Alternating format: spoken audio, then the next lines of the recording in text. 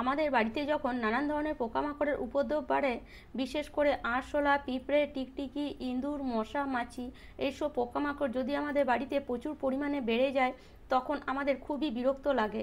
এইসব পোকামাকড় বাড়িতে বাড়লে বাড়িঘর প্রচুর পরিমাণে নোংরাও হয়, আর তার সাথে সাথে আমাদের শরীরেরও কিন্তু বিশাল ক্ষতি। সেই জন্য এইসব পোকামাকড় তাড়াতে আমরা কেমিক্যালযুক্ত ওষুধ ব্যবহার করি, কিন্তু সেগুলো কি ভালো? সেগুলো আমাদের শরীরের জন্য একদমই ভালো নয়। বিশেষ করে বাড়িতে যদি ছোট বাচ্চা থাকে বা বয়স্ক মানুষ থাকে, তাহলে কেমিক্যালযুক্ত ওষুধ ব্যবহার একদমই করবেন না। আজ আমি আপনাদের জন্য নিয়ে এসেছি এইসব পোকামাকড় তাড়ানোর একদম ঘরোয়া পদ্ধতি। এখানে আমি একটা পদ্ধতি দেখাবো, আর এই সব ধরনের পোকামাকড় আপনারা এই একটা পদ্ধতিতেই তাড়িয়ে ফেলতে পারবেন। তাহলে চলুন শুরু করা যাক। তো প্রথমে এখানে আমি নিয়ে নিয়েছি, দেখুন, একটা ছোট্ট হামাদিস্তা, আর তার সঙ্গে এখানে আমি নিয়ে নিয়েছি আদা। তো এতটা পরিমাণ আদা এখানে লাগবে না, এখানে নিয়ে নেব আমরা কিছুটা পরিমাণ আদা। এই আদার যে গন্ধ, সেটা কিন্তু কোনো ধরনের পোকামাকড়ই সহ্য করতে পারে না। সেই আদার গন্ধেই কিন্তু সব ধরনের পোকামাকড় পালিয়ে যাবে। তবে শুধু আদা ব্যবহার করলে কি আর সব ধরনের পোকামাকড় পালিয়ে যায়? সেটা কখনোই নয়। তো আদার সাথে সাথে কিন্তু আরও কিছু জিনিস এখানে মেশাতে হবে, যার কারণে কিন্তু সব ধরনের পোকামাকড় আমাদের বাড়ি থেকে ছেড়ে পালিয়ে যাবে। তো দেখুন, আদার সাথে এখানে আমি নিয়ে নিয়েছি গোলমরিচ। এই গোলমরিচের যে ঝাঁঝ আর গোলমরিচের ঝাঁঝের যে গন্ধ, সেটা কখনোই কোনো ধরনের পোকামাকড় সহ্য করতে পারবে না। তো সেই জন্য এখানে আমরা গোলমরিচ নিয়ে নেব, তবে এতটা পরিমাণ নেব না। শুধুমাত্র 4 থেকে 5টা গোলমরিচ যদি আপনারা ব্যবহার করেন, এক সপ্তাহ অন্তত আপনাদের আর কোনো ধরনের কোনো কিছু রেমেডি আর ব্যবহার করতে হবে না। তো দেখুন, এখানে আমি নিয়ে নিয়েছি 4 থেকে 5টা মাত্র গোলমরিচ। তো এই গোলমরিচগুলো আদার সাথে আমি দিয়ে দিলাম। আর তার সাথে সাথে এখানে আরেকটা জিনিসও নিয়ে নেব, সেটা হলো কিছুটা পরিমাণ আপনার লং। যে লং আমাদের সাধারণত রান্নার কাজে আমরা ব্যবহার করি, বা গোলমরিচ রান্নার কাজে ব্যবহার করি, কিন্তু আপনারা কি জানেন, এই আদা, গোলমরিচ আর লং যদি আমরা পোকামাকড় তাড়ানোর কাজে ব্যবহার করি, তাহলে কিন্তু এই ধরনের পোকামাকড় আমাদের বাড়ি ছেড়ে পালিয়ে যাবে। লংয়েরও একটা গন্ধ থাকে, যার গন্ধে কিন্তু কখনোই কোনো পোকামাকড় আমাদের বাড়িতে ঢুকতে পারবে না। তো কিভাবে এটাকে আপনারা ইউজ করবেন সেটা অবশ্যই দেখবেন, না দেখলে কিন্তু আপনারা বুঝতে পারবেন না। তো এখানে 4-5টাই মাত্র লং নিয়েছি, খুব বেশি যে জিনিস নিতে হবে এটাও কিন্তু নয়। এবার কি করব, এই 3টে জিনিস ভালো করে একদম মিহিন করে গুঁড়ো করে নিতে হবে। তো এইভাবে একটা হামাদিস্তার সাহায্যে একদম মিহিন করে নিয়ে নিচ্ছি আমি। তো আপনারা চাইলে এটাকে মিক্সিতে পিষে নিতে পারেন, তবে এইটুকু জিনিস যদি নেন তাহলে তো মিক্সিতে পেষা যাবে না। তো যদি একটু বেশি পরিমাণে নেন তাহলে আপনারা পিষে নিতে পারেন। তো সেই জন্য আমি অল্প নিয়েছি বলে হামাদিস্তাতে দেখুন ভালো মতন এটাকে গুঁড়ো করে নিলাম। এবার এটাকে আমরা নিয়ে নেব একটা জায়গার মধ্যে। দেখতেই পাচ্ছেন কত সুন্দর এখানে গুঁড়ো হয়েছে। তো চলুন এবার এটাকে আমরা কিভাবে ব্যবহার করব সেটাও দেখে নেওয়া যাক। তো এখানে আমি নিয়ে নিয়েছি একটা ছোট্ট বাটি, আর তার মধ্যে এই 3টে রেমেডি একসাথে মিশিয়ে থেতো করেছিলাম সেটা নিয়ে নিলাম। এই 3টে রেমেডি একসাথে মিশে যখন একটা পাওয়ারফুল রেমেডি তৈরি হয়, তখন কিন্তু কোনো ধরনের পোকামাকড় আমাদের বাড়িতে চট করে ঢুকতে পারে না। কেননা এর থেকে যে গন্ধ বের হবে, সেটা কিন্তু কখনোই কোনো ধরনের পোকামাকড় সহ্য করতে পারবে না। তো এবার এটাকে কিভাবে আমরা ইউজ করব, তো দেখুন এখানে আমি নিয়ে নিয়েছি কিছুটা পরিমাণ তুলো। তো এইভাবে তুলোটাকে একটু চওড়া করে নেব, আর একটু মোটা করে এই তুলোটা নেবেন। দেখতে পাচ্ছেন কত বড় আমি একটা তুলো নিয়েছি।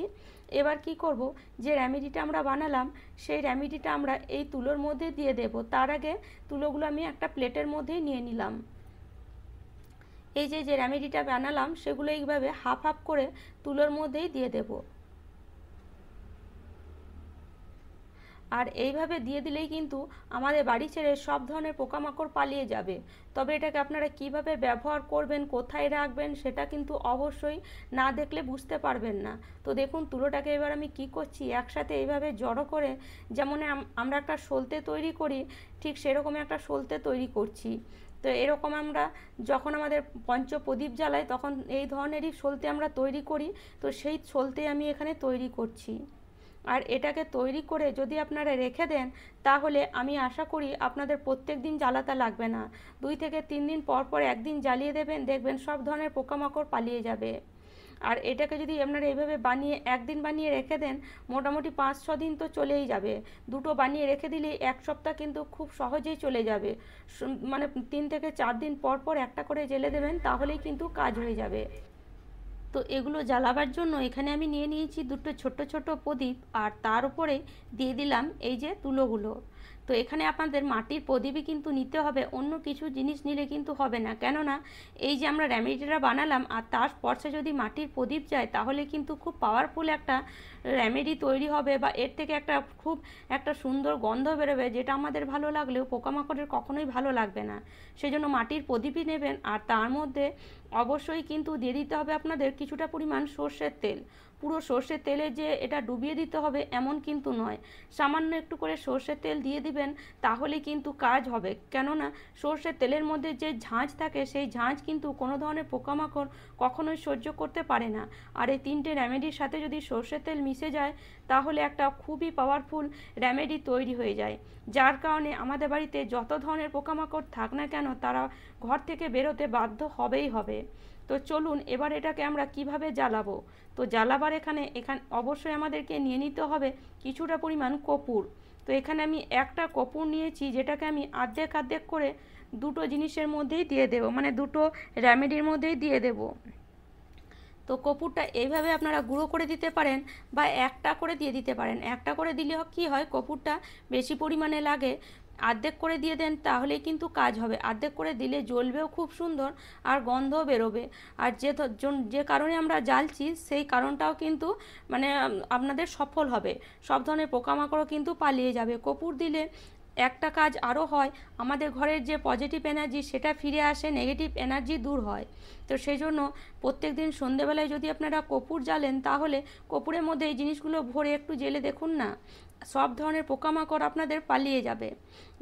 আর আমরা যদি এটা বানাই তাহলে ক্ষতি বা কী হবে, কোনো তো ক্ষতি হবে না। অবশ্যই একবার হলেও বানিয়ে দেখবেন, খুব বেশি কিন্তু কোনো কিছুই লাগছে না, আর খুব বেশি যে আপনাদের পরিশ্রম হবে, খুব বেশি যে আপনাদের সময় যাবে সেটাও কিন্তু নয়।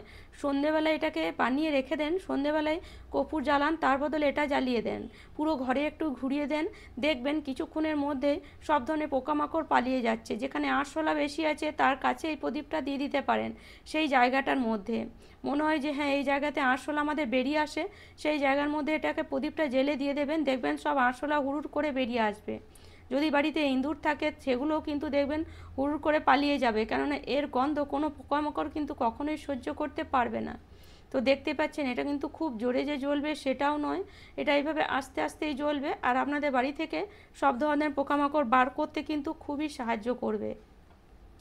তো অবশ্যই একবার অ্যাপ্লাই করে দেখবেন, তারপরে আমাকে কমেন্ট করে জানাবেন, কেননা আপনারা হয়তো কমেন্ট করেন আমাকে যে কাজ করছে না, পুরো ভিডিওটা কখনোই দেখেন না, না দেখলে কিন্তু বুঝতে পারবেন না। সেই জন্য পুরো ভিডিওটা দেখে অ্যাপ্লাই করে তারপরে কমেন্ট করবেন। তো আশা করি বন্ধুরা আজকের টিপসটি আপনাদের কাজে আসবে, আর আমার টিপস যদি আপনাদের এতটুকুও ভালো লাগে তাহলে অবশ্যই লাইক করবেন, শেয়ার করবেন, আর আমার চ্যানেলকে সাবস্ক্রাইব করে নেবেন এই ধরনের নিত্য নতুন টিপস দেখার জন্য। তাহলে চলুন আজ এই পর্যন্ত, ভালো থাকবেন, সুস্থ থাকবেন, ধন্যবাদ।